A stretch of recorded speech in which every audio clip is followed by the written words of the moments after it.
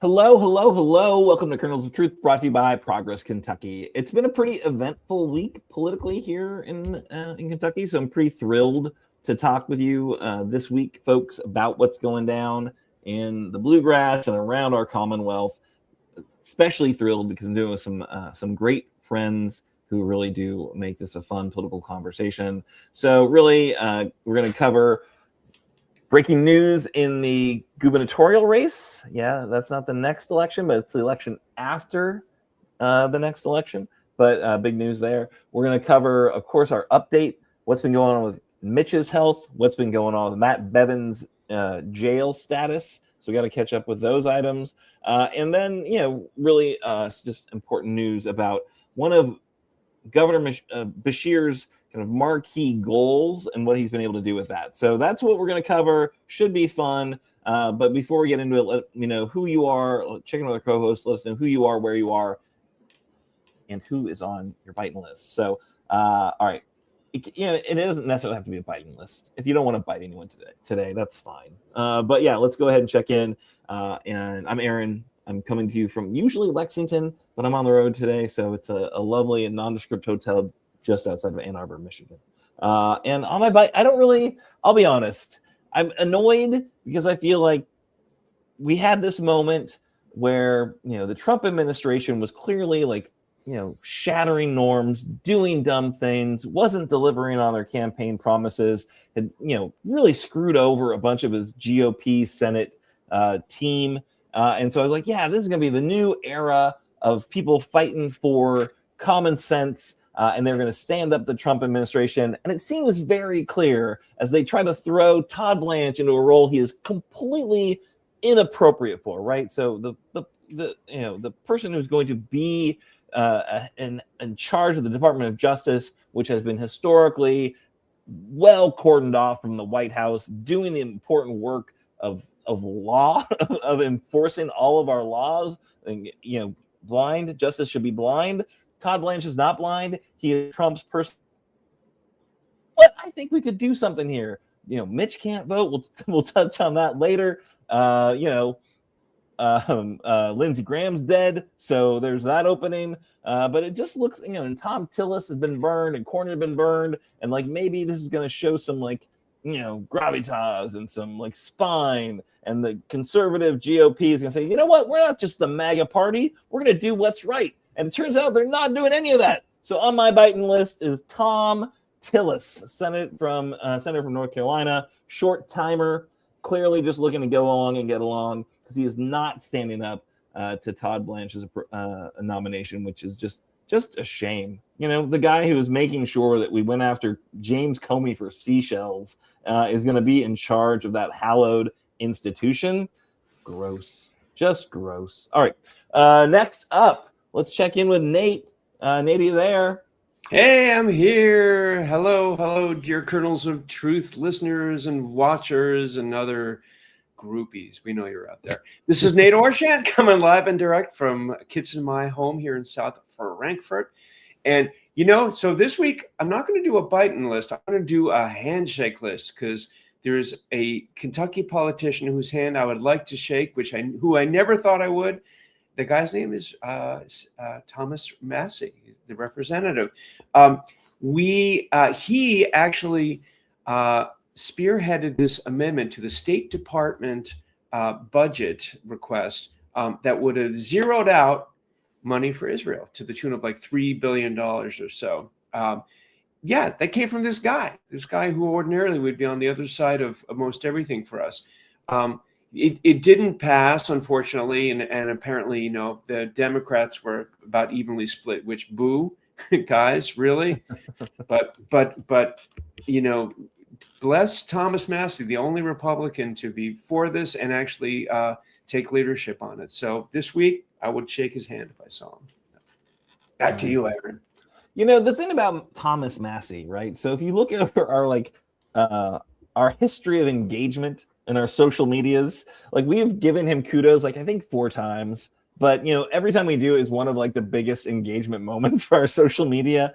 There's a lot of like people are like, I like this Massie guy, and I think he's at the kind of core of a lot of that weird conspiracy speculation about Mitch, right? And so, interesting that that Thomas Massie gets such kudos. But then, a lot of attention. And then people figure out like, oh, wait a minute, you guys aren't just pro Massie, you're a bunch of liberals. And then they, start saying nasty things about us online. Yeah. Gotta love the onlines. All right, next up, Dr. Kimberly Cecil Jones. What you got for us?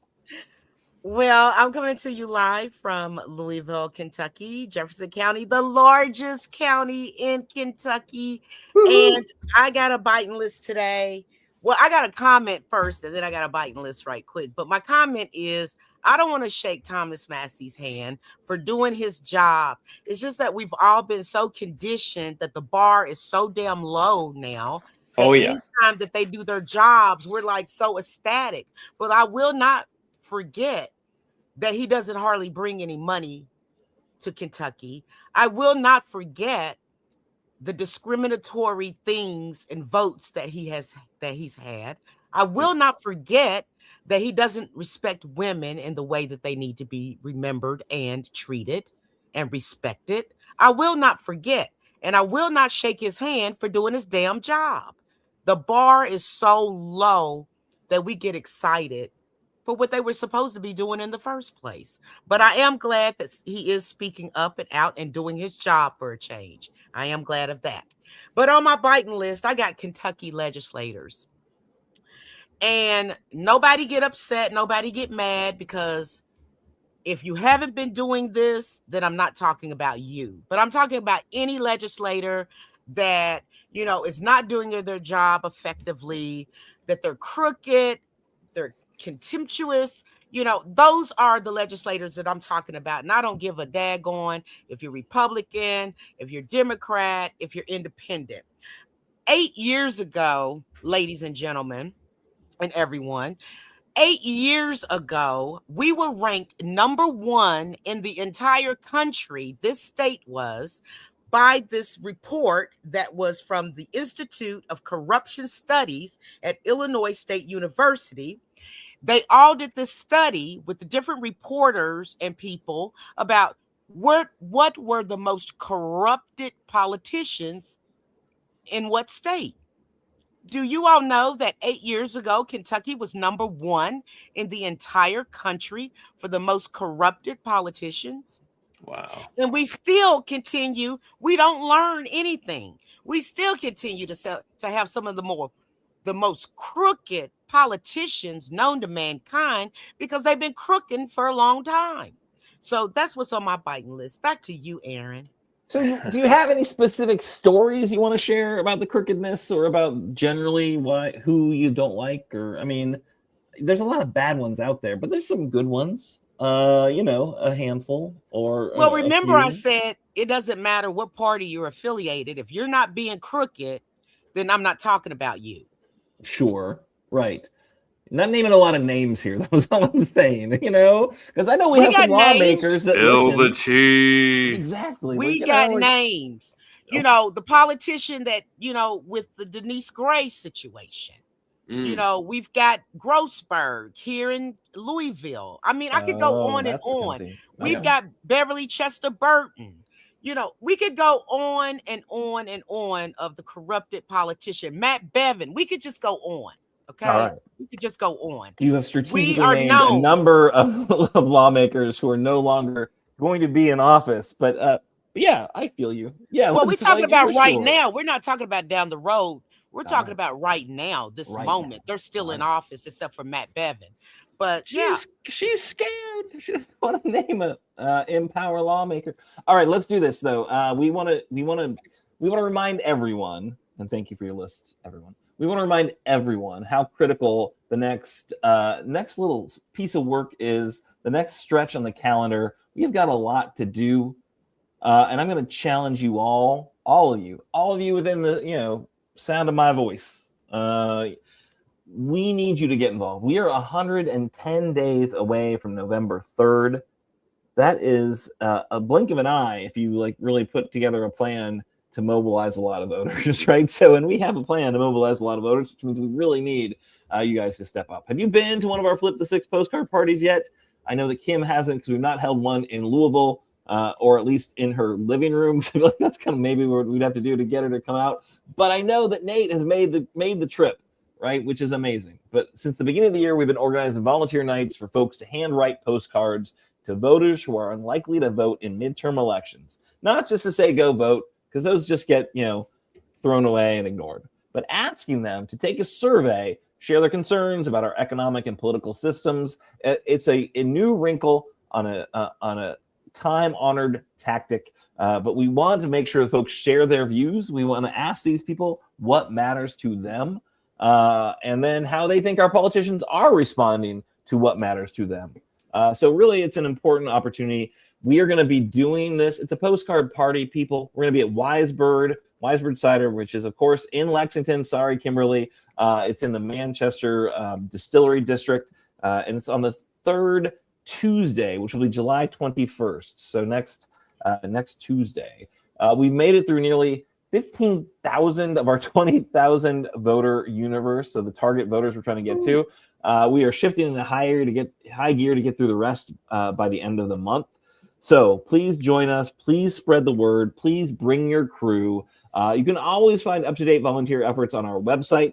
You can sign up on Mobilize. We'll make sure that we let you know when things are happening. But yeah, really, really critical. We got through a chunk this week. We were at West 6 on Monday. Had a great response, great turnout. We heard about deep canvassing, kind of the next step of our project of how we will engage with these unlikely voters and get them really bought in. But to do it, we need your help to step up, help out to complete our program and win this seat. So looking forward to seeing you. And what I really just want to let you know, even if you can't make it, because whatever reason, like Lexington's just, you can't make it there, you can help fund the campaign, right? So to mail out these postcards is no joke. I toyed with the idea of bringing our treasurer on to discuss the process of trying to buy 9,000 postcard stamps. It was definitely it was cumbersome. It was expensive, but he did it. Way to go, Hunter. That's phenomenal. But it's a lot of money. So if you want to help us, go ahead, make a donation so we can buy more stamps. We also want to do some, just bulk mailing jobs in addition to our handwritten postcards. If you do one bulk mailing job to that universe, it's $12,000 roughly. So to do the two that we would like to do over the course of the next 110 days, it's going to cost a lot of money. So kick in if you can. Anything you do matters. Anything you do helps out, and anything you do can help us flip this district. So that's really, really, really critical. All right. So that's my plea for engagement. Next, of course, it's time for News of the Week. And I think if I am reading on the right run of show, the first story comes to us from Dr. Jones. Paging Dr. Jones. Yes, I just made it back. I'm here. Wait, where'd you go? This is why we can't let you not be on camera. I put a note in our private chat. Oh, did you? Oh, yeah. I was reading. I didn't see anything. Whoops. Oh, yeah, you did. Oops. Sorry, Kimberly. Oops. Okay. All right. I'm back. Great. Well, so it's time for your story. Yes, sir. I'm ready. Do it. Actually, with Mitch McConnell, what can you really say about Mitch McConnell? Except for, is he still alive? Seemingly, yes, but now it has snowballed into the biggest story with a lot of speculation and conspiracy theories abounding, starting with the Laura Loomer, of course. Yeah. And is the proof of life hostage photo real? Or is it AI? You remember, is it real or is it Memorex? You remember that, Aaron? Mm-hmm. Yeah. Parker, I know he doesn't, but I know that Nate, he remembers. Well, it's I the wrote same that thing. song. Did you? No, I don't know. No, if but it was a song. you bought a lot of Memorex through the years. I bet. I personally gave a lot of money to Memorex by buying their damn cassette tapes 40 years ago to make mixtapes. Woo, look at my teacher. I know, the mixtape. Well, we've got a mixtape going on right now with Mitch McConnell, okay? Mm-hmm. They're saying that he's alive. They gave us the proof of life hostage photo. And there's so many people talking about it. I mean, friends are talking about it on the phone with one another. Every article is about it. It is the buzz thing going on. You know what? Trump is probably like, I'm glad I get like a little bit of a breather because everybody's wondering about Mitch McConnell. Well, we just don't know. Mitch McConnell did put out a statement. It's rather lengthy, so I won't bore you with all the details, but it started out with my fellow Kentuckians. Is this because of our governor? No. And yeah, it says, when you elected me to do a 7th term and make our Commonwealth's largest serving senator, you did so trusting that I'd show up to fight for you every day. And over the past several weeks, Elaine and I have appreciated both your well wishes and your honest questions about what was keeping me away from the Senate. So he's really saying something about this was post polio that made the fall and the pneumonia worse and blah, blah, blah, blah, blah. But Mitch McConnell and all of his people, they need to really realize at this particular time with him that we need more than a statement. We need more than, I'm considered at this point, you know, an AI person, pretty knowledgeable. And I don't believe the photo is real. I've compared it with other photos that have been, you know, approved, like Associated Press photos, things of this nature. And I've put them side by side. I've looked for all types of details that you may not look for. The picture does not seem real to me. Now, that's just my personal opinion. It does not seem real to me if we're looking at it from a AI framework. However, Mitch McConnell and his people should know that in this day and age of 2026, we need video footage. We need to see you walking on a cane. And when we see you in a wheelchair, it does not need to be grainy. Okay, it needs to be clear and it needs to be authenticated. Until that particular time, the mystery of Mitch McConnell is still a mystery. So he has missed so many votes, ladies and gentlemen. So many votes has he missed, which is unacceptable as well. It says right here that people are asking, is he going to return to the Senate floor? And if he is, when is he? The answer is not quite yet. His statement says that he's working closely with staff and colleagues, and he's working hard to get back on the floor ASAP. And his last Senate vote was way back in June the 11th to end a debate on federal judge nominees. He's missed dozens of votes since then. The Senate is scheduled to return to session, and they've already returned to session 2 days ago, excuse me. So the question is, he's probably going to vote in a way that I wouldn't want him to vote, but the fact still remains, my taxpayers, we do pay his bills, we pay his salary. So whether you voting what we want you to vote or not, you're in office and you need to be on your job. And missing over dozens or more votes is unacceptable at this particular time if you're unwilling to tell the public the truth. Mm-hmm. Yeah, I'm gonna go ahead and push back on the are there still questions? I think it's a bunch of garbage conspiracy. And again, I just come back to nothing I don't necessarily trust politicians. Al Cross has a good column, which I put in the link, the comment links. Just he kind of created this because, as he pointed out, Kimberly, everyone knows video matter. Just do the video, but I don't think that photo is fake. I just think that Mitch is, doesn't care what we think. I also think that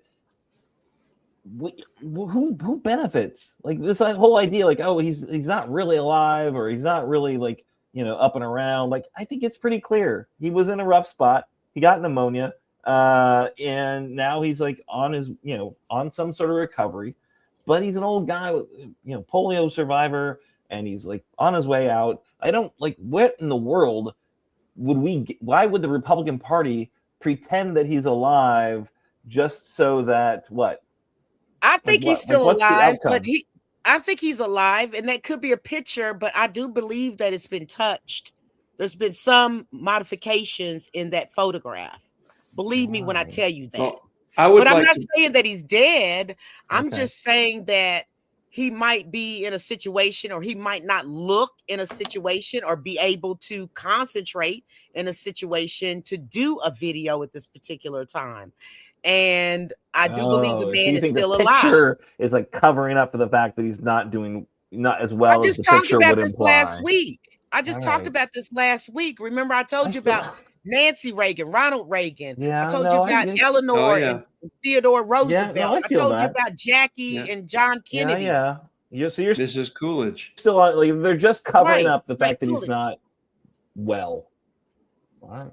I just think that I would like to bring the picture back. There we go. There you go.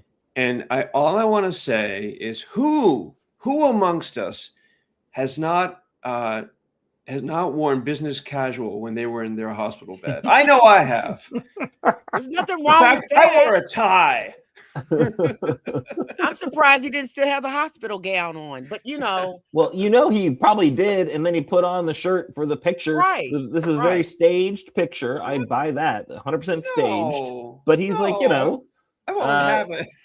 The picture has been modified. I don't think it's been modified. I don't know. You say you're the AI expert. To make him look more vibrant. It could have been a picture taken at an earlier time. I love it. There's like this out. Flying around the internet. There's this like picture of like Mitch in the hospital. This picture side by side to some other picture that says this is what he really looks like, but that picture's clearly like digitally altered and he looks like crap. And it's like, you know what? People look from day to day. If you look at our show from week to week, some days I look better, some days I look worse. We're not here for the good looks, thankfully, and that's why they're not in the Senate for the good looks. Al Cross's column again. Al's been doing long sit-down interviews with Mitch to do a longer piece, and he's like, "Yeah, it looks like Mitch McConnell." Like it's like, come on, people, let's relax here a little bit. But I will say this: I hope he can't make it to the Senate floor the entire rest of his term, because one fewer Mitch McConnell vote in the Senate is better for our democracy. That's what I firmly believe. Woo-hoo-hoo. Yeah. All right. I think we have other stories, right?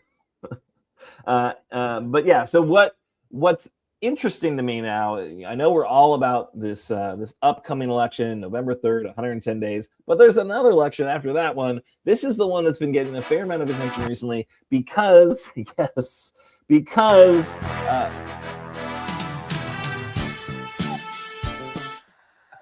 Rocky Adkins is reportedly jumping in the race, right? So he has officially left his role as senior advisor to Governor Beshear, and there are reports right now from Fox 56 that there are events happening next week, which very well could be the ones who launch his campaign.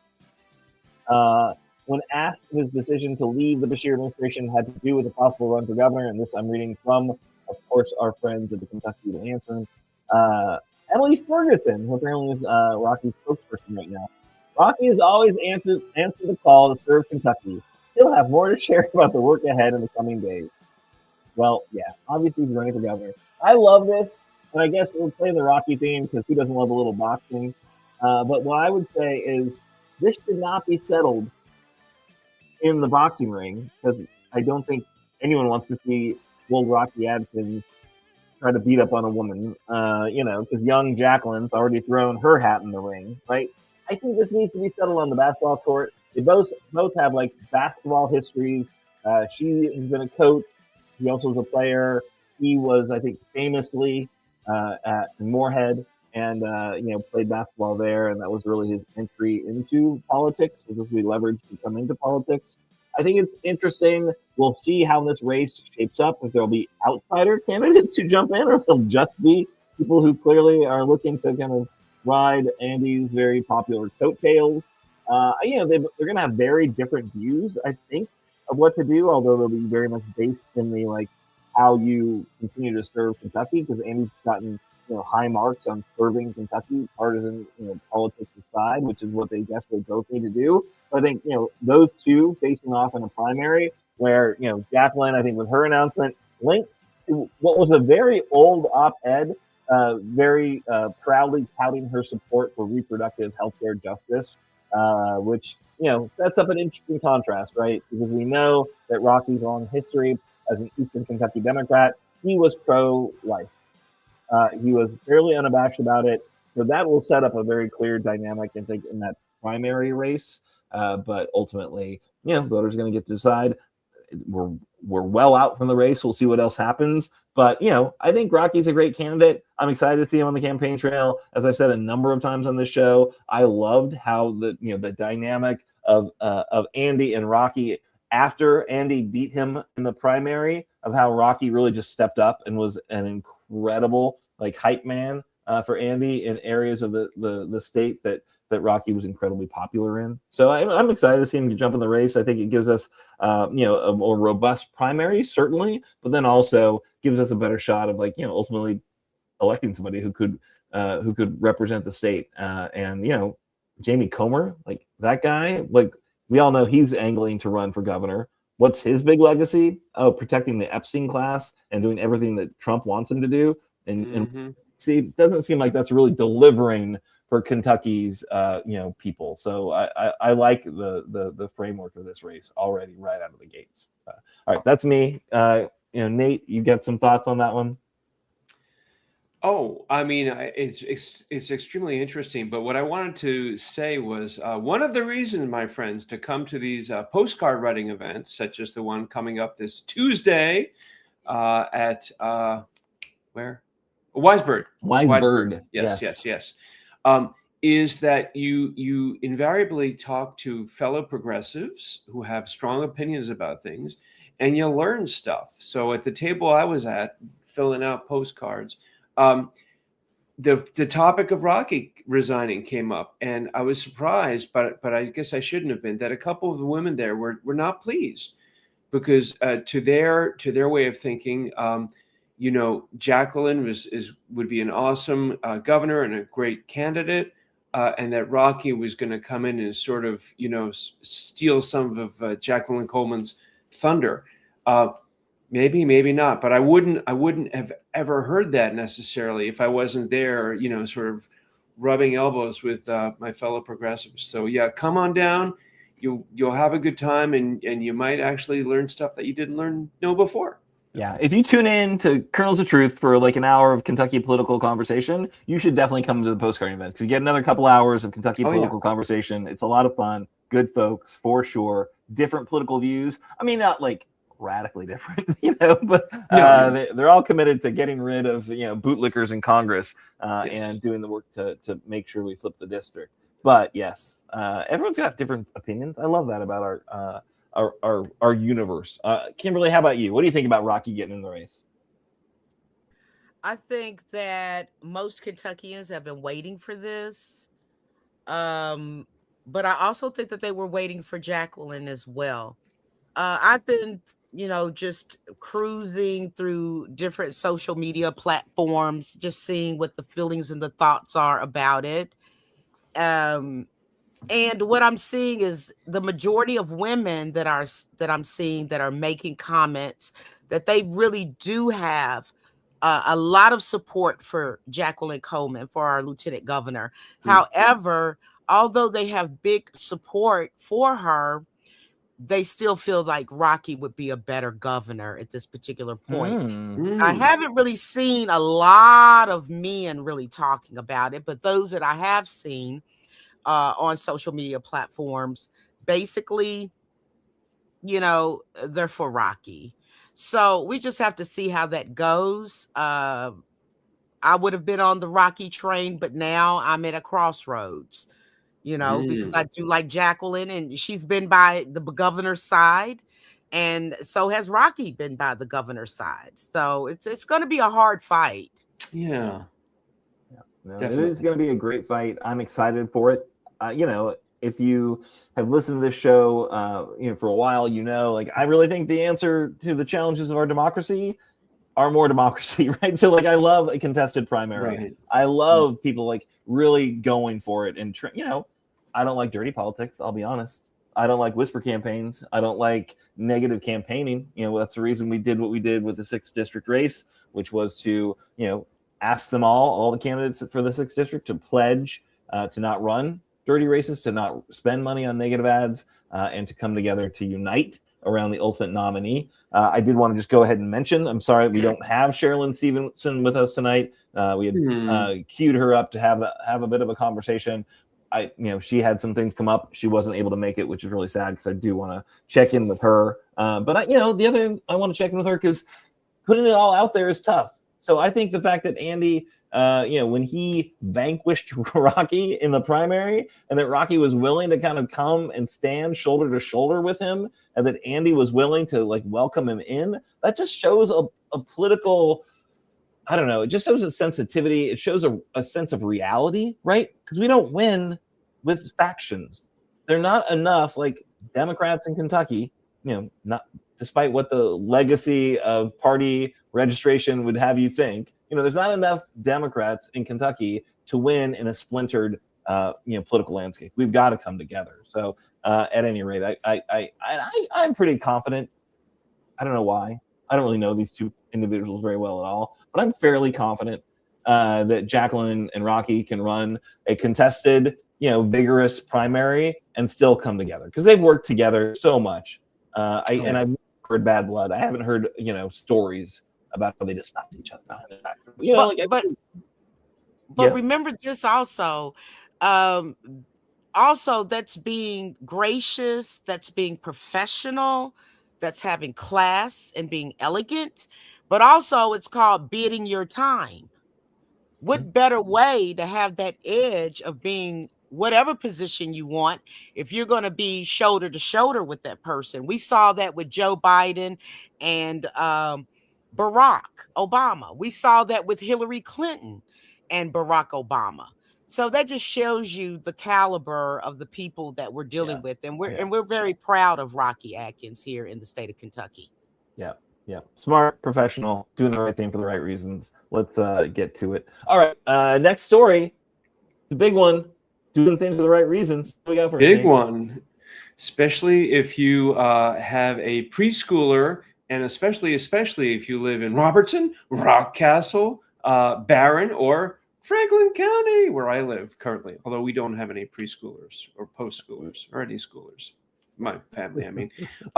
So the deal is Governor Beshear this week talked about that he's going to be expanding his pre-K for all pilot program to those two new counties for this experiment, Barron County and Franklin County.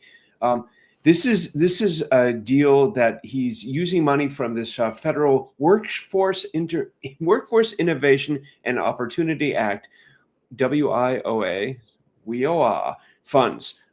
It's earmarked for workforce investments. And you might say, Nate, workforce investments, how is paying for kids' education a workforce investment? Oh, I'm so glad you're asking me, my friend. No, it's their parents, right? If you don't have to worry about your kid for up to maybe 6 or 8 hours a day, you can work a job, right? It just stands to reason. It's one of the reasons people have been pushing for pre-K, universal pre-K in the first place. The other reason is that it works.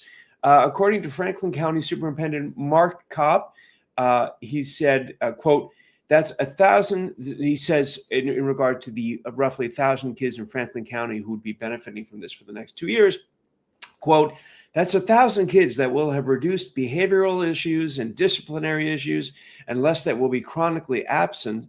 And then he says, this is not a hypothesis or an educated guess. Decades of research and the examples of states around us show that the kids who attend high-quality preschool programs, like the ones we're launching today, do better and they go further. Boom. So, yeah, this is an example of, the need to pay a little more taxes for education to get huge returns later on.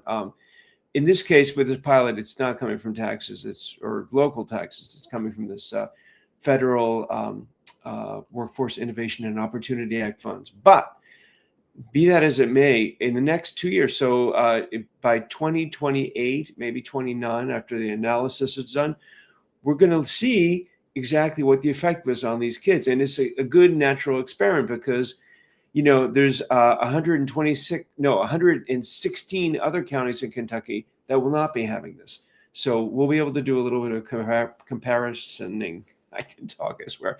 Comparing of the two. It's hard out here. Comparing of the two, and I suspect that what we'll find is that those 4 counties have better outcomes for these kids and for their parents and for the community as a whole after a couple years, and it'll keep paying off into the future. So yeah, terribly exciting. Hats off to Governor Beshear, and everybody get on board with pre-K for everybody.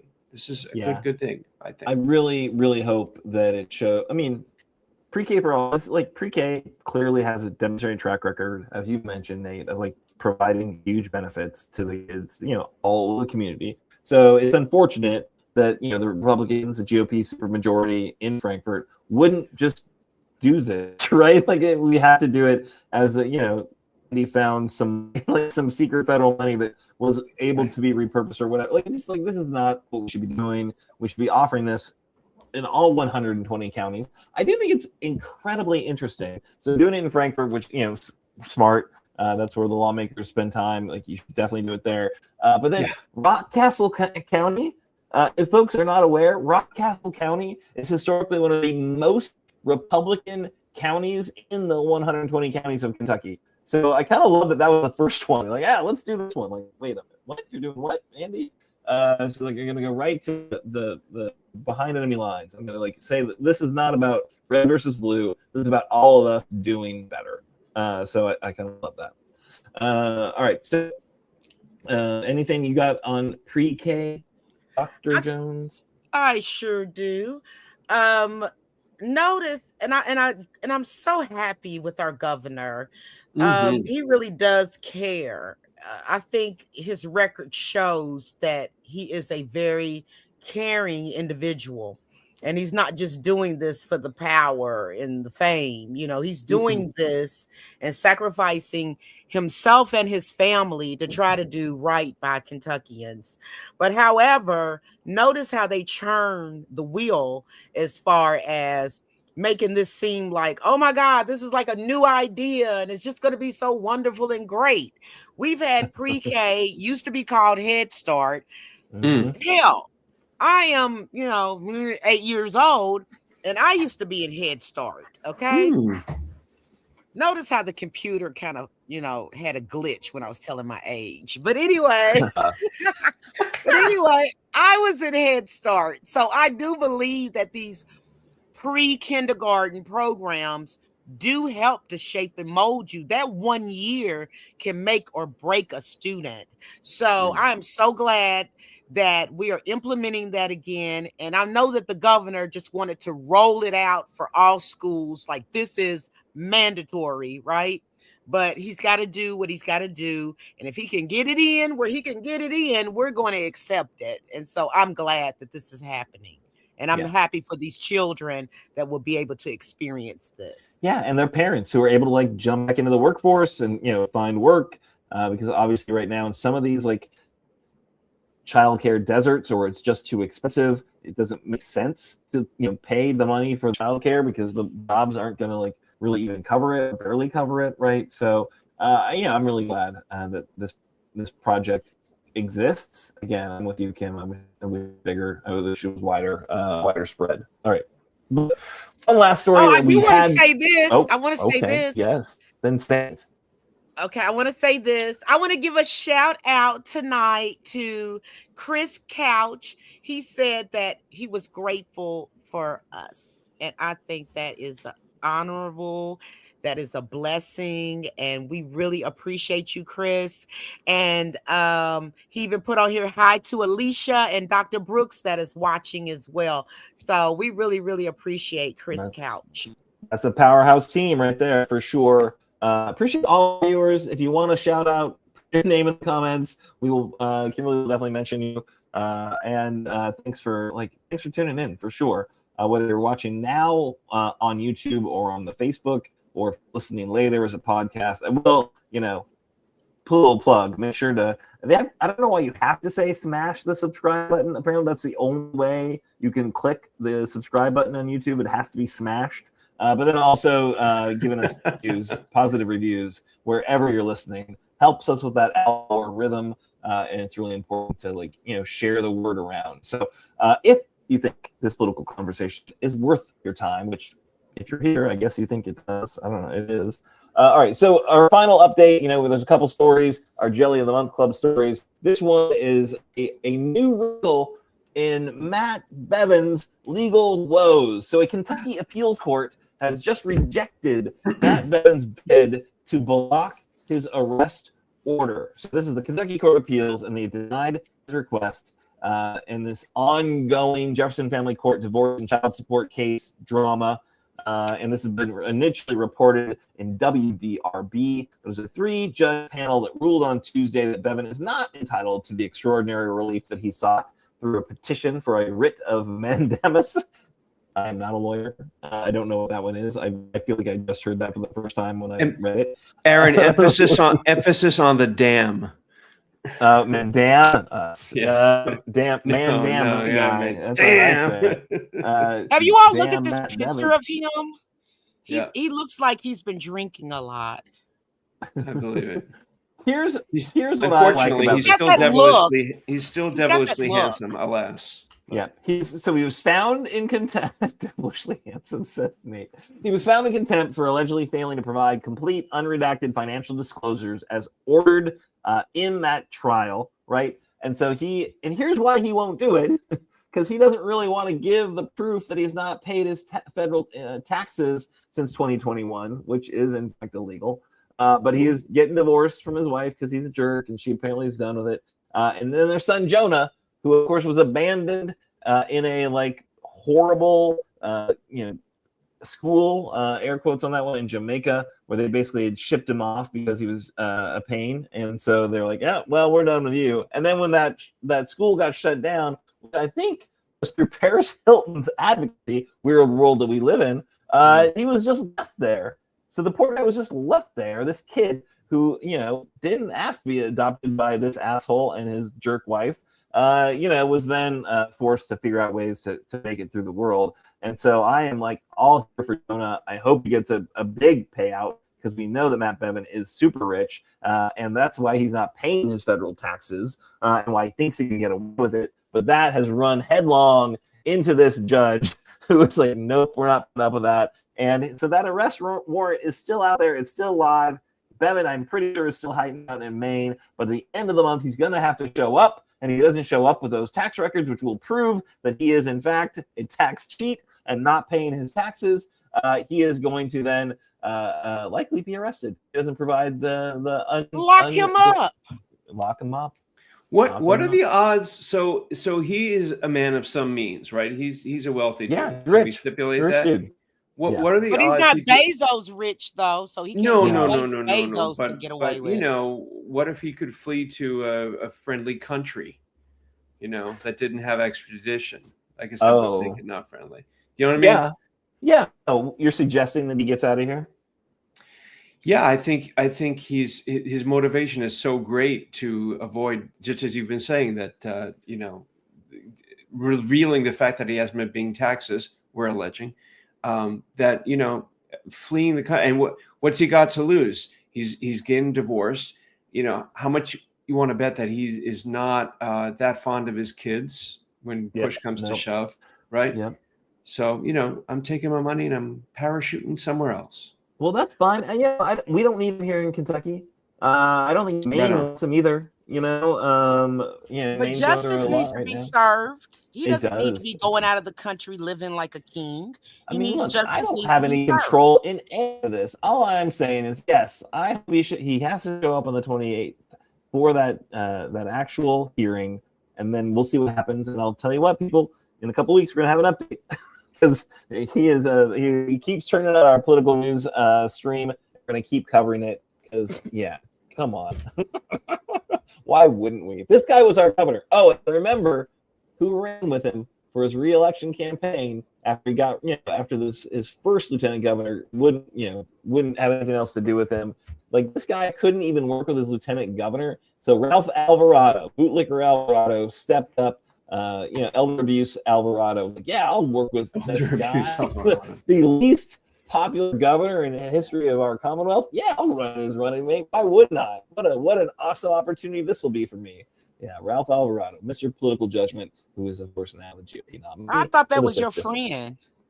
Who? Me? Alvarado. Ralph no. No. I do not like that guy whatsoever. I am excited for him to lose again.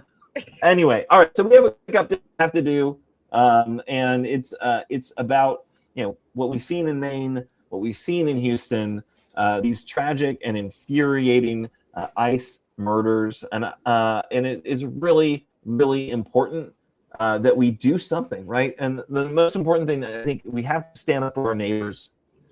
We have to stand up against ICE. We know that the bluegrass and Lexington, we are not without this. There are lots of immigrant communities that are at risk, that are vulnerable here in Kentucky, and we need to make sure that we're supporting them in ways that are impactful and effective. We are very honored to let you know that tomorrow, so if you're watching this live, it's Wednesday. Tomorrow we are going to be at the Mirror Twin Annex. We are thrilled to be partnering with the New Americans Initiative. Our friends Kit, Representative Nima Kulkarni, May, Sir Mac, great, amazing team at the New Americans Initiative are bringing us a Know Your Right and civic activation training. So please do show up. If you were at all pissed off about what's happening in Maine, what's happening in Houston, this unaccountability, these ICE roving gangs, or these traffic stops, or all these things that are happening without body camera footage, because they're not wearing body cameras, because they don't want to be held accountable. It's why they're wearing the face mask. It's just infuriating.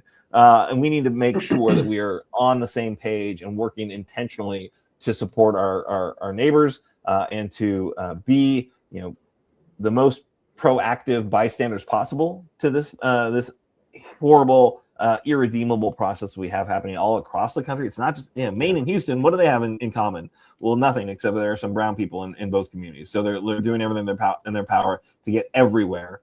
Under Biden, it was like 300 arrests a day in the interior. It's over 2,000 arrests a day under Stephen Miller's, quotas. So people are getting caught up here, and they clearly are poorly trained agents who are doing horrible things and are taking lives that they should absolutely not be taken. So we have to stop them. So please show up.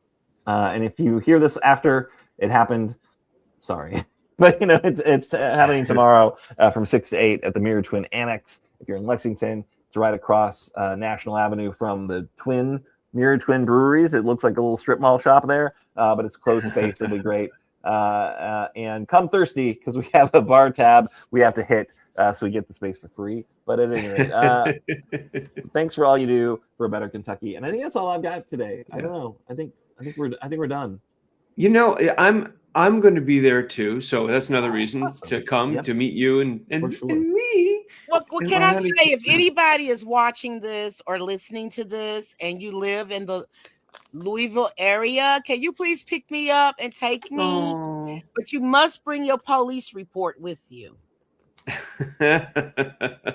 but seriously though, just to kind of piggyback on what you're saying, Aaron, we on the progressive side of life are just furious about what's going on with ICE and these horrible, they're illegal, unjust murders and all this kind of stuff. And the question is, what can you do if you're there on Main Street and by God, there's some ICE officers, hassling somebody? What can you do legally? Coming to something like this, you will learn what you can legally do, how close you can get, what you can say, what you should not do, right? Because there's things you don't want to do. That's the kind of stuff, amongst other things, the Representative Kulkarni is going to be sharing. So please God, I hope I never have to see that kind of thing. But if I do, I'm going to be a lot better prepared because I went to this thing. So I urge you to think about coming to. Nate, they are not going to pick you up. But Yeah, no, I digress. I digress because I- I did read an article. They did pick up Yep. some visibly, white folks. Yeah. So I take that back. Yeah, no, but your point's well taken. I get it. I'm low on their harassing list, which sucks. But yeah, I get you. Well, I tell my son to take his birth certificate with him. It's gotten to that. You never know when they might try to pop off here in Louisville. Yeah. Like it's Chicago. We forget it wasn't that long ago that they were trying to infiltrate Chicago, and that gang, the Vice Lords. I'm from Illinois, so I really know these, these gangs and different things like this. But Vice Lords, they told ICE and they told the National Guard, basically, I wish you would. The order was put out, what they call a green light. In gangs, they have green lights. Like this area is a green light. This person's a green light. That means to assassinate them. And the Vice Lords put out a green light that on sight, shoot them, kill them on sight. So you know what happened? Very, very, very soon after that. You know what happened? No. Let me tell you.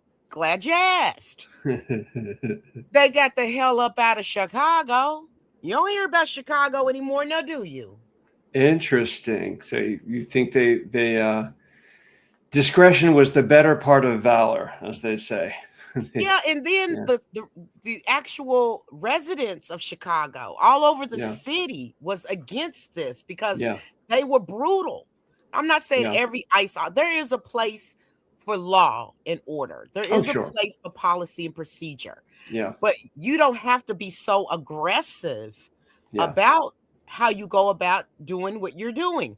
Yeah. Do you know that Obama deported more people than what Trump has? Look it up. Well, I knew he deported a lot. I didn't know the specifics, but why would we weren't talking about ICE? Do you know that you are not going to believe this? There are some people right now that ask me, what is ICE? Or I've never heard of ICE before. How long have they been around? Is this something that Trump put up? Right. No, Trump didn't start ICE. ICE has been there. Okay. Yeah. They just did their job so quietly. You didn't really know about them, but the different immigrant communities, they knew about them, but the rest of us, we really didn't know about them. They were real quiet how they did things. Yeah. And now it's this. So something's got to be done. But Nate, I don't want to sound like a prophet of doom. I don't want to sound like, negative Nelly. However, I'm just going to tell you the truth. I really don't think too much is going to change until we get Trump and all of his cronies out of there. Yeah, and get those people, and even a lot of those Republicans that are in office now, let's say they're still in office when he gets out, I think they're going to resort back to who they were before he was in office. He is empowering them, and not only that, he's probably blackmailing them. Yeah, he's very friendly with white supremacist groups. I mean, there's it's well documented. You know what? I'm like Rachel Maddow. Every week she says the same thing. And if you guys look at Rachel Maddow at 9:00 Eastern Standard Time on MSN Now, she's only on Mondays. Otherwise, you have to listen to her podcast. But I look at her every Monday. She says the same thing. Do not pay attention to what they say. Pay attention to what they do. And that is something you can use in every facet of your life. Right on. Right on. Nate, I love doing the show with you, but I'm going to go ahead on and close us out unless you got something else to say, sir. No, same, and kisses to you. Mwah, mwah, mwah. Mwah, mwah, mwah, mwah, mwah. And once again, if you're in the Louisville, Jefferson County area and you're going to any of the Progress Kentucky events, I'm under doctor's orders. I'm not able to drive right now. Please hit me up and take me. Please, please, please. But I will need to see that police report to make sure you're not a serial killer. But once oh no, ma'am, I swear. See, I have a clean bill of health. Right, and it was AI generated, right? So right. You signed it with a crayon. Yeah. So at any rate, it's been a great show tonight. Sorry we didn't have Representative Shirlene Stevenson with us tonight, but you know what? When she comes on, she's a powerhouse. It's going to be great. It's always great doing the show with you and Aaron. I love it dearly. And more than you guys, I'm sorry if it hurts your feelings. Sorry, but not sorry. But I love our listeners and viewers even more because they allow us to continue this. And we do need money to keep things going. And look us up on Progress Kentucky. Is that .org or .com? I believe it's .com, right? Yeah, I think yes. No. I think we're at .org. Oh, good Lord. .org. Thank you, Parker. ProgressKentucky.org. So, disclaimer first, Progress Kentucky is a nonprofit organization registered with the Kentucky Secretary of State and organized as a 501c4. We are affiliated with the Indivisible Project, Commonwealth Kentucky Action, Common Ground Kentucky Action, and we're also proud members of the Forward Kentucky Network. Progress Kentucky's goal is always to educate, organize, increase voter turnout, and advance a progressive agenda through civic engagement. We'll be back next week. Hope you're going to join us. Tonight's episode, I missed my cue on this, episode 267. Whoop, whoop, whoop, whoop. Was by our very own Parker Williams. Parker, we appreciate you and we love you, man, okay? Nate Orshan wrote and performed our theme song. You can find more information and music at natosongs.com. Everybody do it with me. natosongs.com. natosongs.com. If you miss our weekly live stream on Facebook or YouTube, do not fret, my pet.